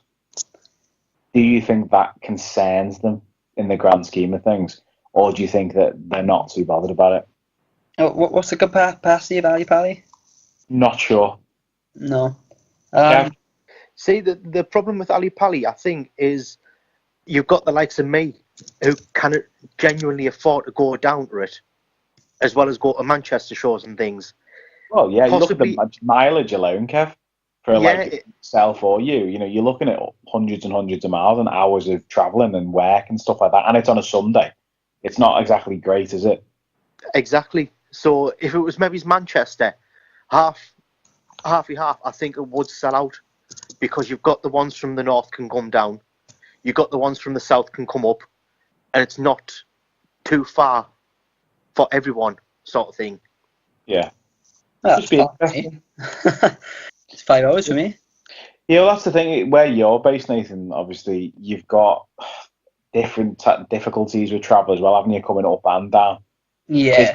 There in particular is easier for you to get to. I suppose Birmingham was a lot easier for you to get to than Manchester. Yeah, I'd say Birmingham's actually quite central for quite a lot of people, really. Obviously, probably taking Scotland away from that. But like Birmingham's 2.5 hours away from me drive. I said Manchester's a 5 hour drive, and the great thing with Birmingham is it's quite good for all modes of transport there, and get a train there reasonably cheap. I can get a bus there quite cheap. Whereas my cheapest return to Manchester is £80, which is why I'm not going. But like as far as Kev said, I totally understand his point, but they have maybe making it more central. But obviously, London's the capital city. London's kind of where Progress is based. Yeah, London's the home venue. Yes. So I can see why they are going for that instead. And from what I'm reading, they're taking place in the West Hall, and the capacity is 2,500. See, that's a concern for me because I'd expect I honestly thought they'd be able to sell that out a lot quicker than they have. A lot quicker. That's no disrespect to them as a company because obviously we all love them. But given what they've put out product-wise and there's such clamour there is for tickets, you would have thought they should have been able to shift that many in this period of time it's been on sale. In all fairness, from what I've heard, there's only about 70 tickets left. Yeah, I know there's a low number in the grand scheme of things. Yes. So Adam has told us enough times that he's trying to sell 2 tickets. And he's been waiting for it to sell out for quite some time. He tried to sell it to me this weekend as well. He's relentless, Kev. Yeah. No, I see what you mean. I'd be honest, when it was announced, I was expecting it to sell out myself like immediately, so that's why I got my ticket straight away. But it will sell out. 70 often in the grand scheme of things. If anything, I suppose it might give people there a little bit more room as well. I know it does add up, doesn't it? I think maybe a few people are waiting for some match announcements maybe before they commit, but it'll 100% sell out. Okay. Well, thanks for obviously giving us a bit of an insight into your day back up on Sunday. What about some other things then that are coming up? Namely, say, this weekend, we've got the Mae Young Classic. We've got a lot of British competitors taking part, so a big shout out to them. Is it still a little bit of a sore subject for yourself, Nate, with regards to Nixon Newell, who's obviously had to pull out this week with injury? Yeah, it's a big disappointment. Obviously, I've been watching Nixon Newell quite a while, for about a year now. First seen it at an ICW show in Cardiff, and then she's quite prominently featured in Attack Pro Wrestling too. So for me to finally have a Welsh representative in the WWE ring, I know we had Mason Ryan, but he's terrible. So for us to finally have a Welsh representative that we're quite proud of, that really has potential to go all the way. And then, she was actually one of the favourites to win the tournament too. Yeah. So to have her unfortunately come down with an injury is very disappointing. But the good thing for Nixon Newell is she's young, she's got a good future ahead of her. So, maybe if she wasn't going to win, maybe it might be a good thing that she's not featured. But yeah, it's just disappointing. I would have liked to have seen what she could have done on a bigger stage, but her time will come. Anyone else there takes your fancy in terms of maybe potential winners? I'm struggling to remember who was announced, to be honest. In terms of people from I say British contingent, and I'll include her in this for a particular reason. Toni Storm, no, she's Australian, but well known for her work in Britain and one of the leaders in British wrestling. You've got people like Kaylee Ray, who will be Chris's. Absolutely amazing. You've got Viper. Absolutely amazing. Indeed. You've got people non-British in the likes of Kimberly, who's now known as Abby Lath. Yeah. This means, I said I don't know that many women on the independent scene. I haven't seen that many female matches, but some of the names you've mentioned, I've obviously heard quite a lot of. Kaylee Ray. I'm sure I've seen Kaylee Ray before, and she was very impressive. Toni Storm in Orlando as well. Yeah, I've seen Toni Storm. I've seen her at Access as well, and she brought on a great match both times I've seen her. So, one great thing about this tournament for me personally is that I'm not familiar with a lot of these competitors. So it's given me a chance to see them all wrestle. And, same way as the Cruiserweight tournament, I didn't know a lot of those people coming in. And then they gained fans in me personally because of the performances they put on and the show they put on. So I'm personally looking forward to seeing a lot of these people for the first time and, seeing people I can follow for the rest of their careers. Yeah, there's a lot of people out there as well. There's a lot of female wrestlers who've missed out on that tournament who could have easily slotted in front of anyone else who's been picked as well. Just shows you how stacked these type of tournaments can be. Definitely. You've got things like the Women's Championship here, and then you've got other competitions that take place, and British wrestlers who are getting asked to compete in these competitions alone is unreal, really. As you were saying a couple of years ago, British wrestling was non-existent. To now being on the worldwide scene, you've got guys like Pete Dunne and Tyler Bate putting on, as far as I'm concerned, 5-star matches in a WWE ring, and then you've got women who've got the chance to do the same now as well. Yeah, it's a great platform for them. As I said, women's, you said about the UK scene being like non-existent. It's kind of the same in parallel with the women's division. It's come to prominence now in the last few years, obviously through NXT and now the main roster. So, it's great to see them pushing women's wrestling so hard. And now, whether they do like a similar brand as if they've done with 205 is for us to see in the future. But yeah, for them to bring so many of these names, to their worldwide global audience, to the network is only positive for not only wrestling, for women's wrestling as well. Yeah, it's unreal. What about yourself, Kev? Have you got anyone lined up who you think might be in with a shout? Viper. Obviously, she's my favourite for it. I mean, I've seen her, the first time I seen her live would have been 2015 in Blackpool for PCW, and she was tag teaming with Mr. Anderson fighting the man. Okay. And the moves, what she could do for being a big girl, it was like, fuck. She is absolutely amazing. Do you think, as you just mentioned there, do you think a lot's made of her size, in inverted commas, which is a big problem with things like, Nia Jax in WWE, where people misconvince and say, well, they're only in it because they're big powerhouses, when in fact, they're good wrestlers as well. Very good wrestlers in her case, admittedly, with Viper. That's the thing with Viper. The moves she can pull off is a lot better than what a big girl can do, sort of thing. Yeah. The classic in-finger brackets, she's a big girl, all she can do is power slam you and sit on you. Yeah. No, she can moonsault. She can flip round if you've hit her, sort of thing. She can sell it. She is genuinely good. Plus, she's had a lot of training in Japan as well. Yeah, it shows as well. Tony Storm has also had quite a lot of bits and bobs in Japan. And it shows that women are getting that opportunity, not just, as I say, in America. Japanese market in particular shows that they can go out there, put on a really good show, have a completely different audience that you get in Europe and in America, and then still develop their characters and be massive stars. Definitely. So, in terms of the tournament itself, I think there's one name that we'll probably all miss being Adam's favourite. What do you think, Kev? I'm surprised he didn't pick Bull Nakano up for it. I know. I honestly think she could have replaced Alundra Blaze on maybe the commentary table. Yeah, definitely. It's going to be a sore subject for Adam. I think, to be honest, I don't even think he'll watch it. Well, hopefully they'll mention her, Yeah. I mean, it's only took us just over an hour and 45 minutes. Yeah, well, he's here in spirit, and we want to make sure that, that Bull Nakano reference never misses a podcast for the foreseeable future. Exactly. Definitely.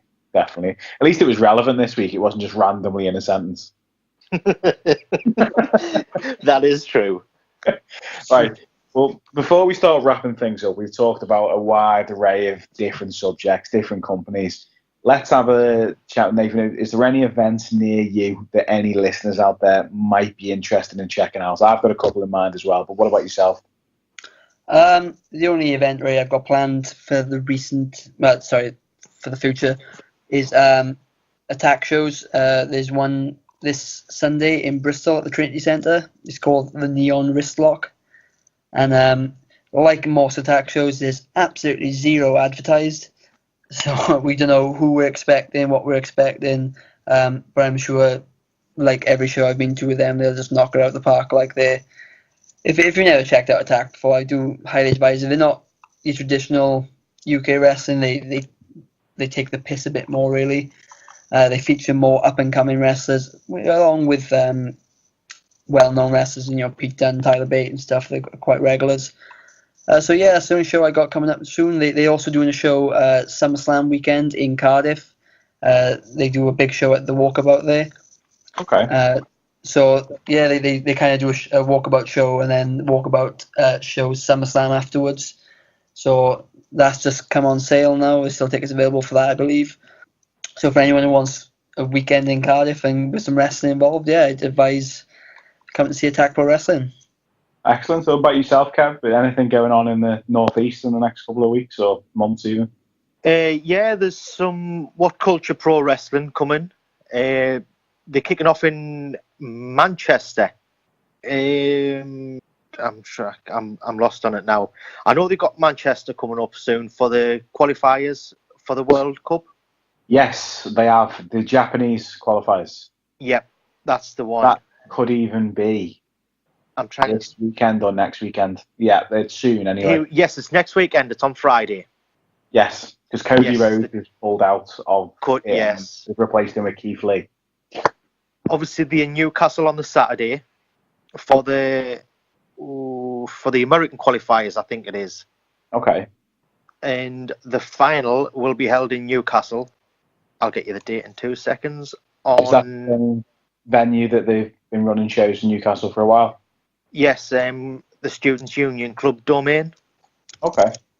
The 26th of August. That's the World Cup final in Newcastle for What Culture. There's also another little company called Full Tilt Wrestling. They've got some nice family-friendly shows, if you like people doing hardcore matches with thumbtacks. So they're worth checking out. I cannot find any info at the moment when they've got some shows on. I know they've got some there, the 5th of August. That's in Biker. Obviously, if you know the Northeast, you'll know where it is. Biker and St. Peter's Working Men's Social Club. And that's about it for what's happening around here.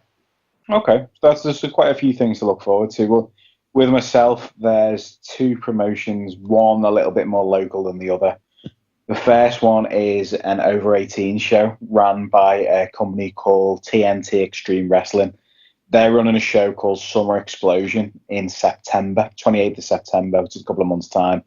That's going to be featuring Will Ospreay, and there's also many other people involved in that particular show. Definitely want to check out. They often have talent from around the world, really, that they get in, and also UK talent on the card, wrestling, all very good stuff. And that's at the O2 Academy, so a good venue over in Liverpool as well.